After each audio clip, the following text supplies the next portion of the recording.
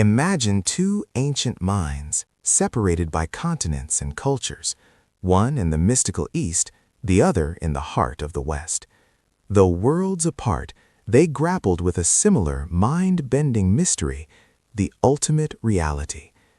Both Laozi, the sage of ancient China, and St. Augustine, the theologian of Hippo, faced the challenge of describing something so profound, so fundamental, that it defied words itself. They called this ultimate principle Tao and God. But here's the twist. Naming it wasn't about defining it. It was more like pointing a finger towards a star. The real essence, they argued, was beyond any name, any concept.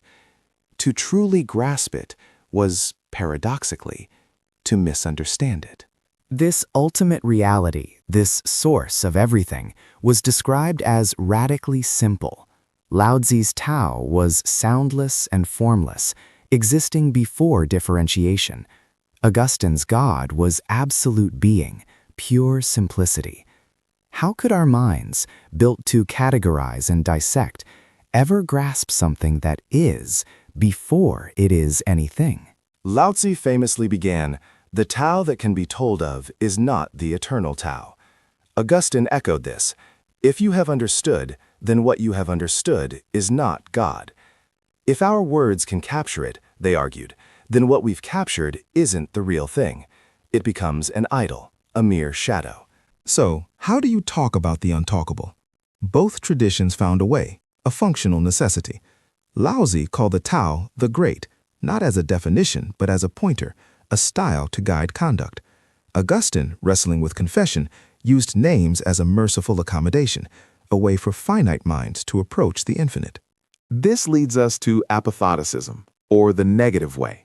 Instead of saying what God or Tao is, we say what it is not. It is not temporary. It is not changing. It is not dependent. By negating, we strip away limitations, clearing the path for a different kind of knowing. Augustine called this intellectual struggle floundering in the dark, but saw it as the condition for divine speech, not a failure. For Laozi, this non-cognitive approach dissolves value judgments, revealing all things as one. Both traditions concluded, the ultimate is higher than the mind. Now, a fascinating difference emerges. Laozi found the Tao immanent in nature. To go back to nature, to observe its spontaneous non-action, was to connect with the Tao. The ineffable wasn't elsewhere. It was the very spontaneity underlying existence. Augustine's path was more introspective. He searched the external world, but the stars pointed him inward, to the spreading, limitless room of memory. Even memory, he found, had to be transcended to reach the immutable light of God, a reality superior because it created him. Yet both used the concept of the One. Laozi saw the Tao as the one that makes the universe. Augustine found God as the one who collects and binds us up. The struggle to name the unspeakable, it seems, was ultimately a journey back to this primordial unity. Imagine trying to describe something so vast, so fundamental, that it defies all our words. Both Lao Tzu and St. Augustine grappled with this very challenge. They found that the ultimate reality, whether the Tao or God, couldn't be pinned down by language. It's like trying to catch mist in your hands. Lao Tzu used poetic, paradoxical phrases in the Tao Te Ching. Think of the mysterious female, or the gateway of secrets. These aren't literal descriptions, but invitations to feel the essence of the Tao, which is unlike anything in our everyday experience. Augustine, too, felt the inadequacy of words, calling his expressions mere rags of sick expression. He even argued that calling God ineffable is a contradiction, because it gives God a name. His solution? To sometimes pass over such contradictions in silence. Yet both chose to write. They used language not to define, but to gesture towards the ineffable. This linguistic speech device, as it were, finds the ultimate in language's failure. And paradoxically, this failure becomes the very condition for speech. Because the ultimate cannot be directly stated, we talk around it. This leads to many names, like Augustine's 108 names for God. These names aren't final answers, but like a bird call, they grow our love and longing. These ideas didn't appear from nowhere.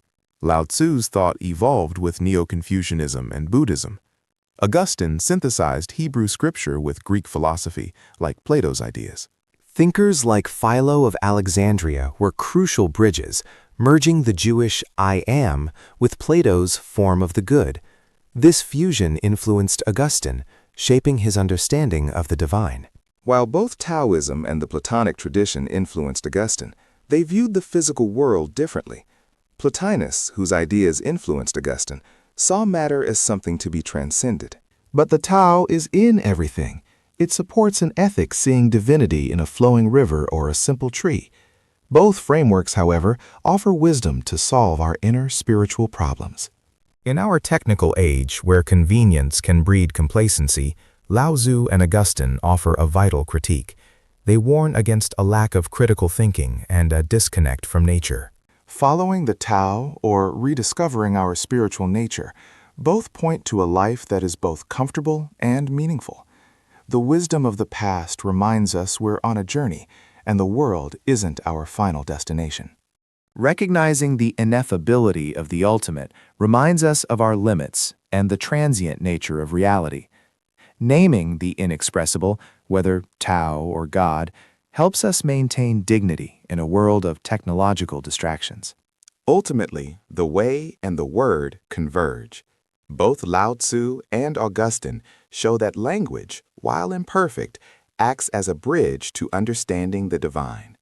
This struggle to name the unnamable is precisely what makes life meaningful. Understanding the divine means knowing its unknowability. It's a profound paradox that connects ancient wisdom to our modern lives, reminding us to seek meaning beyond the easily definable.